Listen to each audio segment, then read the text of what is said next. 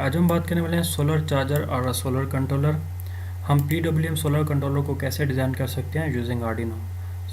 आज हम डिज़ाइन करने वाले हैं PWM solar controller. First of all PWM solar controller की बात कर लेते हैं। PWM कंट्रोलर मार्केट में काफ़ी अवेलेबल हैं सोलर कंट्रोलर।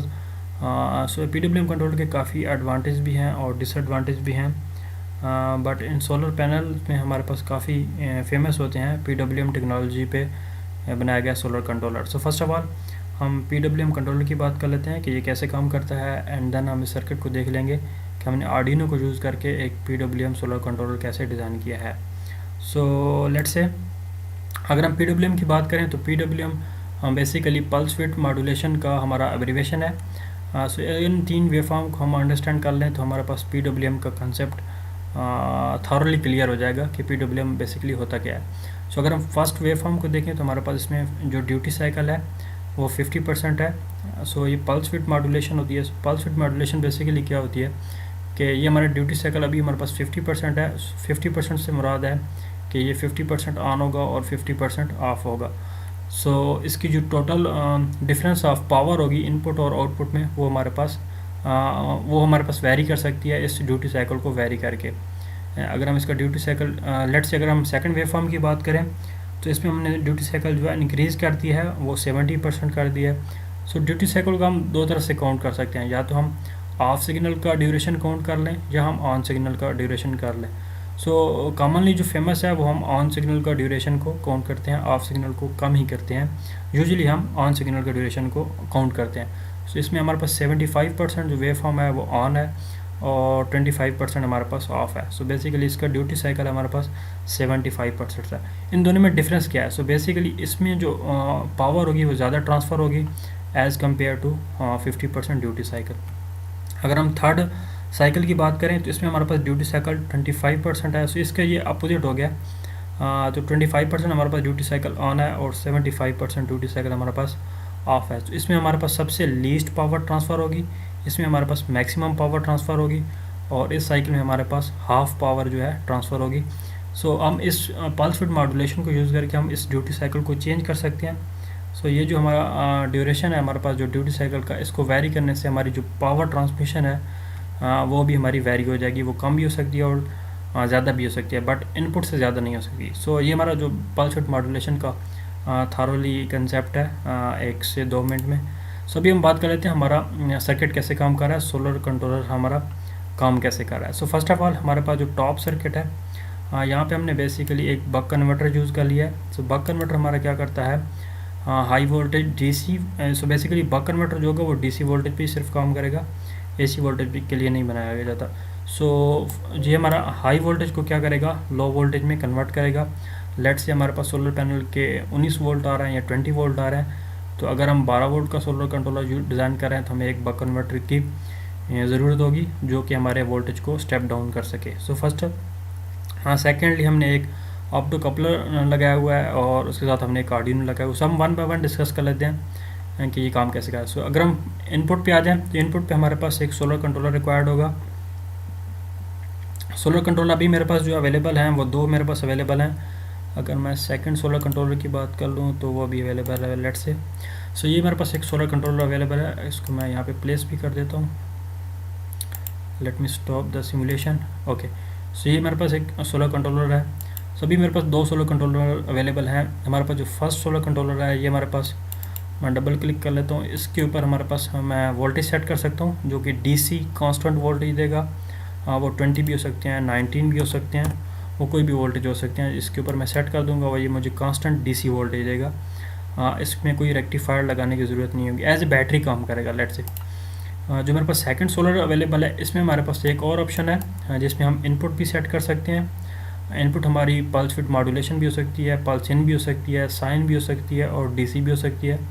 और इसमें हमारे पास आउटपुट का भी ऑप्शन है जो कि एक पॉजिटिव होगा और एक नेगेटिव टर्मिनल होगा। ये हमारे पास बेस्ट है बाय द वे, क्योंकि रियल टाइम सोलर जो हमारा काम कर रहा होता है वो प्योर DC भी काम नहीं कर रहा होता। जैसे हमने एक लाइब्रेरी है दी इंजीनियरिंग प्रोजेक्ट्स वालों ने डिज़ाइन की हुई है, ये एज ए बैटरी काम कर रहा है। बट मैं दोनों को यूज़ नहीं करने वाला हूँ। इसके ऊपर मैं एक पावर का टूल यूज़ करूँगा और उससे मैं एक पल्स इन का फंक्शन दूंगा जो कि एज ए मेरा बैटरी सोलर पैनल काम करेगा। लेट्स से मैं दोनों को रिमूव कर लेता हूँ एंड देन इसको हम रियल टाइम में देख लेते हैं सिमुलेशन में कि ये क्या कर रहे हैं।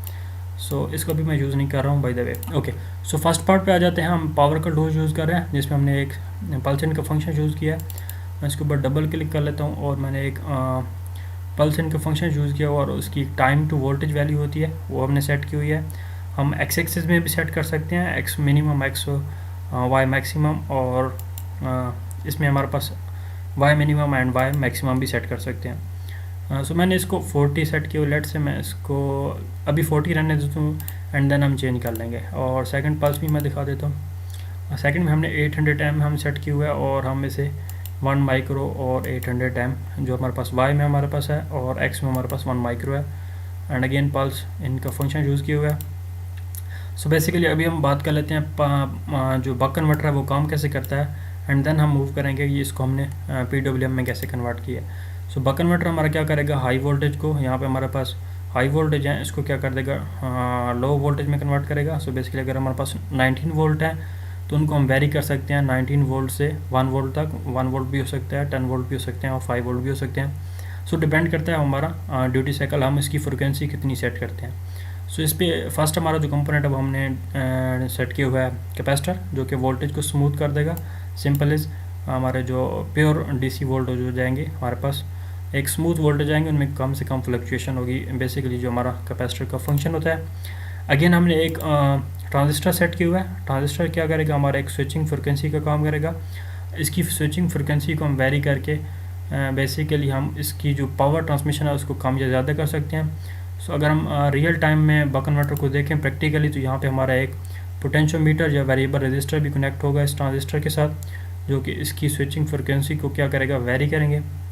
अगर हम इसको वेरी करेंगे तो हमारा ड्यूटी साइकिल भी वेरी करेगा और अकॉर्डिंग टू उसके जो बक कन्वर्टर है वो उसका स्टेप अगर जो फ्रिक्वेंसी है उसको वेरी करेंगे तो हमारी जो आउटपुट है वो भी वेरी करेगी। लेट से जो हमारे पास नेक्स्ट कंपोनेंट हमारे पास डायोड है एंड देन हमारे पास इंडक्टर है एंड देन हमारे पास एक कैपेसिटर है। सो इसकी वर्किंग की बात कर लें तो फर्स्ट साइकिल में क्या होगा, इंडक्टर चार्ज होगा और देन सेकंड साइकिल में क्या होगा, इंडक्टर डिस्चार्ज होगा एंड कैपेसिटर चार्ज होगा।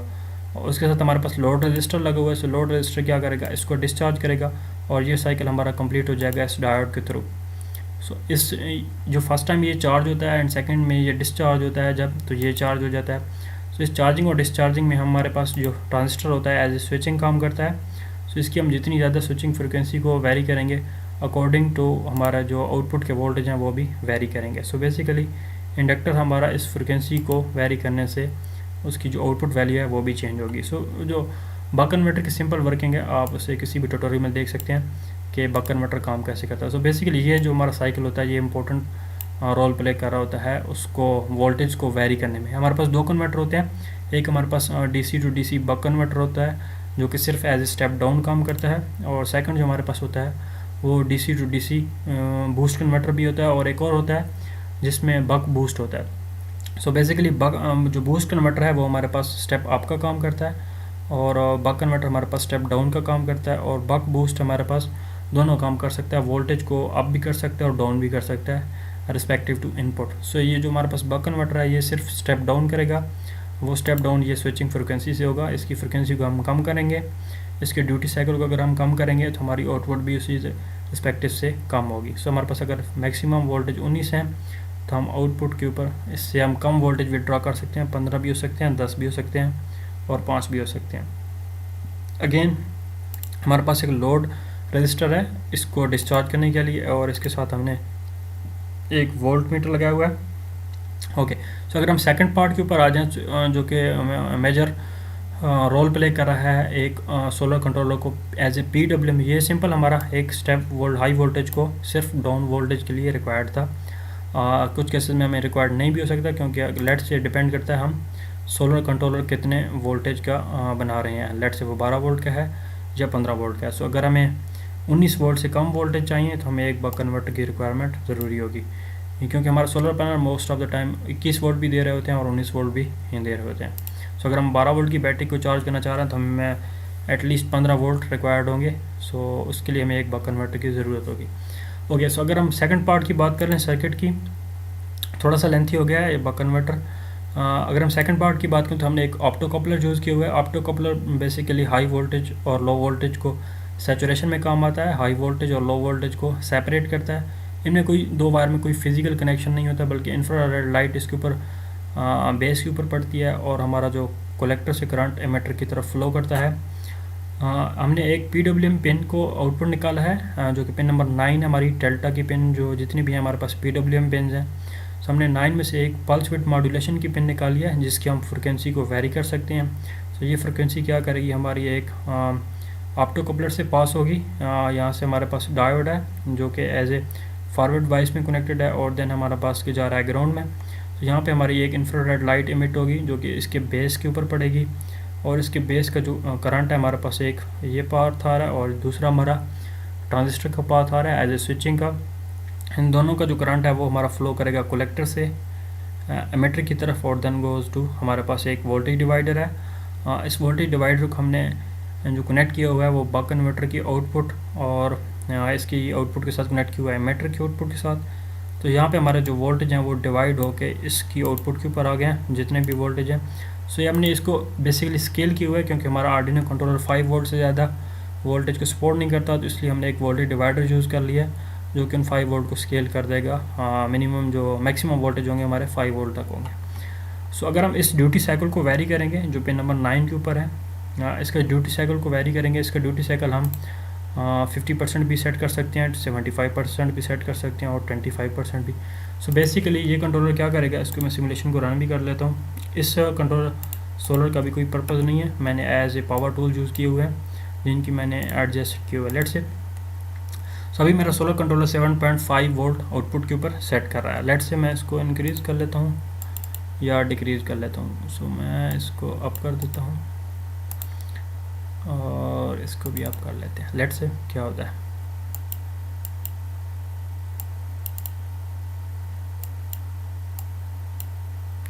इसको मैनुअली भी सेट कर सकते हैं और मैं इसे ड्रैग ड्रॉप भी कर सकता हूँ। Let me change it further. इसको मैं कर लेता हूँ डाउन एंड इसको मैं आई थिंक मुझे ड्यूटी साइकिल चेंज करने से भी वेरी कर सकता हूँ मैं। इनको इनपुट को भी चेंज कर सकते हैं और मैं आर्डिनो का ड्यूटी साइकिल भी चेंज करके इसको वेरी कर सकता हूँ। तो फर्स्ट मैं चारों इनपुट को चेंज करके मैं वेरी करूँ, सो दैट इजीली अंडरस्टैंडेबल होगा कि अगर इनपुट चेंज होगी तो भी ड्यूटी साइकिल वेरी करेगा। लेट्स से और मैं इसको रख लेता हूँ। अभी बेसिकली मैंने इसको जो ड्यूटी साइकिल है वो कांस्टेंट किए हुआ है, मैं उसे भी वेरी कर लेता हूँ। अभी हमारे पास 7.5 वोल्ट आ रहे हैं। लेट से मैं इसका duty cycle okay so update हो गया। बेसिकली मैंने इसमें डिले सेट किया हुआ था जिसकी वजह से अपडेट नहीं हो रहा था। मैं चाह रहा था पता नहीं क्यों नहीं चेंज हो रहा है। लेट से सो अभी हमारे पास ड्यूटी से इसको इनपुट को वेरी करने से हमारे पास जो वोल्टेज है वो 1.25 हो गया। वो इसलिए चेंज नहीं हो रहा था जिसकी वजह क्योंकि मैंने इसके जो कोड है कोड सेक्शन में बेसिकली मैंने डिले का फंक्शन डाला हुआ है, वो डिले का फंक्शन जिसकी वजह से वो अपडेट लेट हो रहा है। ओके सो आपने इसका जो ड्यूटी साइकिल है वो 50% सेट किया हुआ है। मैं इसको भी डिस्कस कर लेता हूँ। ओके लेट मी सी, मैं इसको फर्दर भी चेंज कर लेता हूँ सो दैट आपको आइडिया भी हो जाए। मैं दोनों की पल्स के फंक्शन को चेंज कर लेता हूँ एंड अगेन मैं इसकी आउटपुट देख लेता हूँ क्या आती है। ओके सो अभी हमारे पास 4.35 ऑलमोस्ट 4 वोल्ट आ रहे हैं और 3 ये ऑटोमेटिकली स्टेबल हो जाएंगे विद इन सेकेंड्स।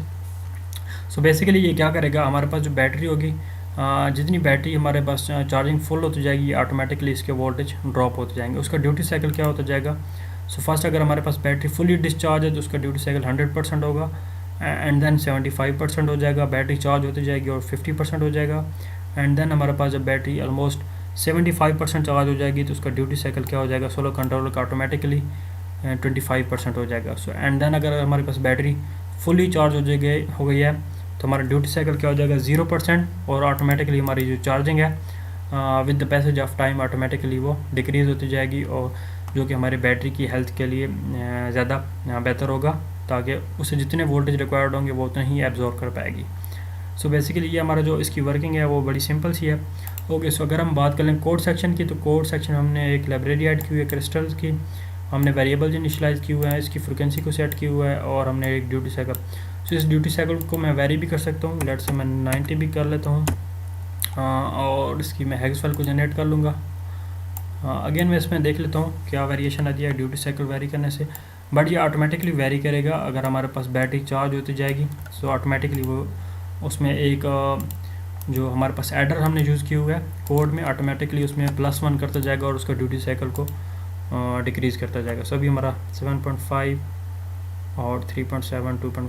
ये ऑटोमेटिकली एडजस्ट होगा एज़ पर बैटरी के वोल्टेज ड्रॉप होंगे। सो अभी हमारा पहले से जो वोल्टेज आ रहे हैं वो हमारे पास कम आ रहे हैं, पहले हमारे पास ऑलमोस्ट 1 वोल्ट आ रहा था, अभी हमारे पास 0.6 आ रहे हैं। सो इसको हम वेरी कर सकते हैं। कोड सेक्शन हमने पिन आउट को डिफाइन किया हुआ है, LCD को बिगिन किया हुआ है, हमने सोलर चार्जर प्रिंट किया हुआ है यहाँ पे, हम इसके ऊपर कोई भी मैसेज प्रिंट आउट कर सकते हैं। अगेन हमने 1-2 रजिस्टर को डिफाइन किया हुआ है, और यहाँ पे हमने वोल्टेज की स्केलिंग की है और इसको हमने वोल्टेज के वेरिएबल में सेव कर दिया है, और हमने PWM के फंक्शन को बेसिकली कॉल किया है जो कि फ्रिक्वेंसी और ड्यूटी साइकिल को वेरिएबल्स को डिफाइन कर रहा है। और हमने यहाँ पे बेसिकली जो हमारा मेजर इंपॉर्टेंट पार्ट प्ले कर रहा है PWM का, वो ये वाला फंक्शन कर रहा है। अगर उसके वोल्टेज में डिक्रीज़ होते हैं तो उसमें ड्यूटी साइकिल इंक्रीज़ हो जाता है, और वोल्टेज अगर इंक्रीज़ करते हैं तो उसका ड्यूटी साइकिल भी उसमें 1 पॉइंट ऐड कर लेता है। सो बेसिकली ये वाला 1 पॉइंट इनको डिवाइड करने से आ रहा है। और यहाँ पे हमने एक PWM के फंक्शन को डिफाइन कर दिया है, कॉल किया है PWM के फंक्शन को, और ये हमने रजिस्टर में उसकी फ्रिक्वेंसी और उसकी वैल्यू सेव कर दिया है। सो बेसिकली बड़ी सिंपल सी है PWM कंट्रोलर की वर्किंग, जो कि हमने आर्डिनो कंट्रोलर के PWM के फंक्शन को यूज़ किया। इसकी पिन नंबर 9 की जो पल्स विड्थ मॉड्यूलेशन है, इसके ड्यूटी साइकिल को हम वेरी कर रहे हैं। इसकी जो बैटरी की जो आउटपुट होगी वो डिपेंड करेगी इसकी इनपुट के ऊपर।